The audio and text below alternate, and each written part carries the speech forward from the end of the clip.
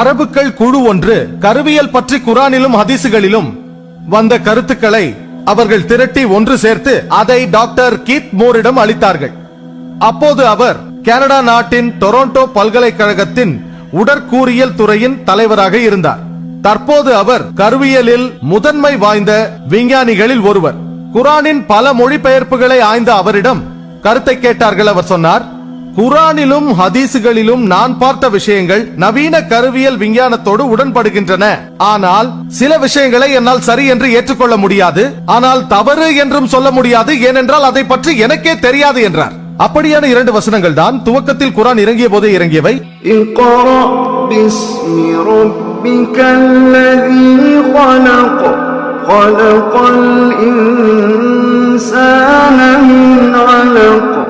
அலக்கா என்ற வார்த்தைக்கு ஒரு அர்த்தம் என்னவென்றால் அட்டை போல் ஒரு அம்சம் அல்லது தொத்திக் கொள்வது. ஆகவே புரொஃபசர் கீத் மோர் ஆரம்ப கட்டத்தில் கரு அட்டை போன்ற வடிவம் கொண்டதை நான் அறிந்திருக்கவில்லை என்றார். அவர் தனது ஆய்வு கூடத்திற்கு சென்று அங்கு ஒரு மைக்ரோஸ்கோப் வழியே கருவின் ஆரம்ப கட்டத்தை ஆய்ந்தார். பிறகு ஒரு படத்தில் இருந்த அட்டையோடு அதை ஒப்பிட்டு பார்த்தார். அதன் ஒற்றுமையை பார்த்து அவர் அதிர்ச்சியில் உறைந்து போனார்.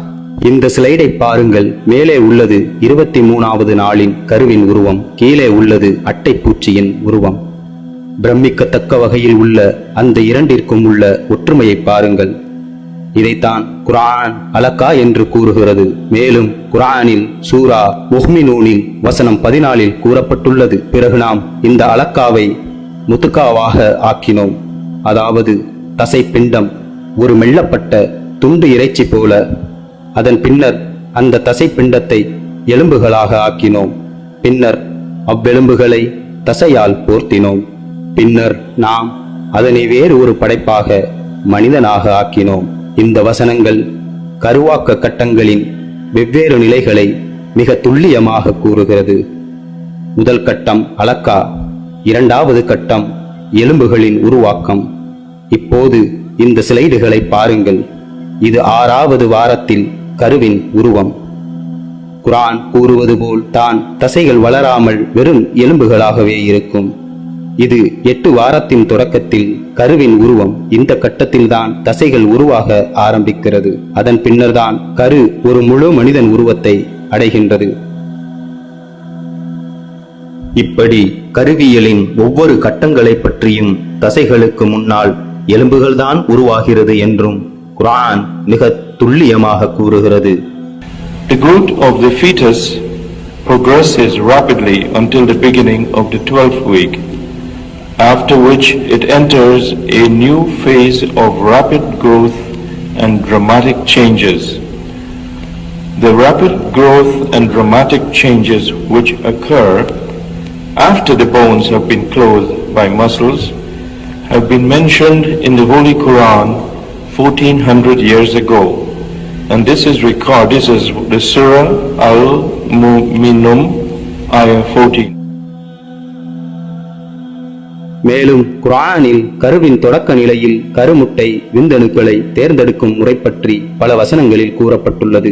அதில் மனித இனம் நுட்பாவினால் படைக்கப்படுகிறார்கள் என்று குறிப்பிடப்பட்டுள்ளது. நுட்பா என்றால் ஒரு சிறு துளி அளவு திரவம், அதாவது ஒரு கோப்பையில் உள்ள பல துளிகளில் ஒரே ஒரு மிக சிறு அளவு துளிதான்.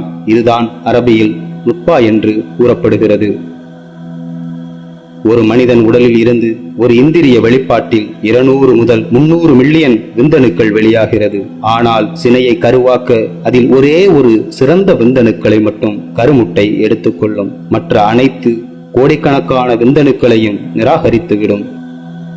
இந்த ஸ்லைடில் நிராகரிக்கப்பட்ட மற்ற விந்தணுக்களை பாருங்கள். இவையெல்லாம் கருமுட்டை நிராகரித்த விந்தணுக்கள். அந்த கோடிக்கணக்கான விந்தணுக்களில் அதில் ஒரே ஒரு சிறந்த விந்தணுக்களை தேர்ந்தெடுக்கும் முறையும் சூரா சஜ்தாவில் குறிப்பிடப்பட்டுள்ளது. அதில் நாம் சுலாலாயிலிருந்து மனிதனை படைத்தோம் என்று குறிப்பிடப்பட்டுள்ளது.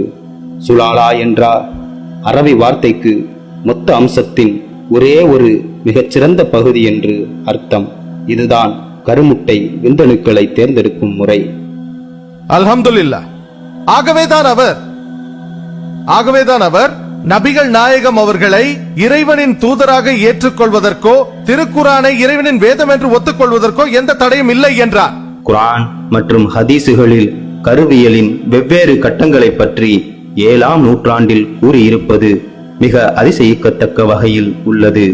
ஏனென்றால் கிமு 4ஆம் நூற்றாண்டில் வாழ்ந்த கருவியலின் தந்தை அரிஸ்டாட்டில் கூட கருவியலை பற்றி தெளிவான எந்த விளக்கமும் கொடுக்கவில்லை. அவர் மட்டும் அல்ல, இந்த 20ஆம் நூற்றாண்டு வரை எந்த அறிஞர்களாலும் கருவியலின் வெவ்வேறு கட்டங்களை பற்றி சிறிது கூட கண்டுபிடிக்க முடியவில்லை. ஆனால் குர்ஆனில் 7ஆம் நூற்றாண்டிலே மிக துல்லியமாக கருவியலின் வெவ்வேறு கட்டங்களை பற்றி எந்தவித அறிவியல் ஆராய்ச்சி இல்லாமல் கூறப்பட்டுள்ளது. இதற்கு நியாயமான ஒரு காரணம் மட்டுமே உள்ளது. முஹம்மதுவிற்கு கிடைத்த இந்த தகவல்கள் கடவுளிடம் இருந்து வந்தவையாகத்தான் இருக்க முடியும். ஏனென்றால் எழுத படிக்க தெரியாத மற்றும் எந்தவித அறிவியல் பயிற்சி இல்லாத அவரால் மட்டும் இதை கூறியிருக்க முடியாது. The only reasonable conclusion is that these descriptions were revealed to Muhammad from God. He could not have known such details because he was an illiterate man with absolutely no scientific training. And it is something whose future at this stage is known to no one except Allah.